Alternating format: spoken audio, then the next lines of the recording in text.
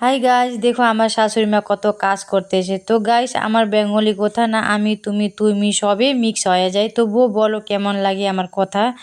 তো এটা আগে আমি একটা ভিডিও ছাড়লাম আফটারনুনে। তো আমি স্কুল থেকে আসে এটা মুছতে চাইলাম, কিন্তু আমার শাশুড়ি মুছতে দেয় নাই।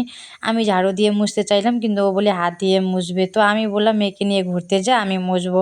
ও বললো তুই মেয়েকে নিয়ে ঘুমা, নাহলে মেয়ে অত্যাচার করে তার জন্য। আমি মুছলে তো একদম অত্যাচারই হয়ে যায়। তারপরে আমি মেয়েকে ঘুম পাড়ায়ে দেখো ইভিনিং হয়ে গেছে। তারপরে আমার শাশুড়ি মা দেখো ৭ রকমের শাক তুলে রাখছে কালকের জন্য।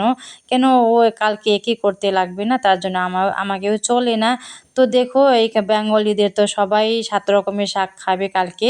তো এটা সারা বছরে এরকমই নিয়মে থাকবে না। তারপরে দেখো সব জায়গায় সাফ করে কল পারো, তারপরে যে আঙিনাটা সুন্দর হয়ে গেছে এখন।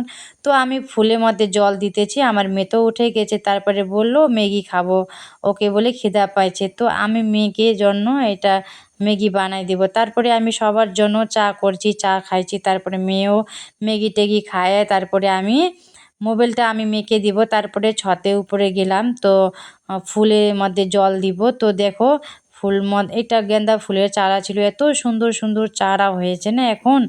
আর আমি এখানে জল দিতেছি ফুলে। তারপরে দেখো নিচেও আমি ফুলটা গাড়বো, এটা গাঁদা ফুল এত সুন্দর লাগতেছে না। না আমাকে না ফুলটা একদমই পছন্দ লাগে।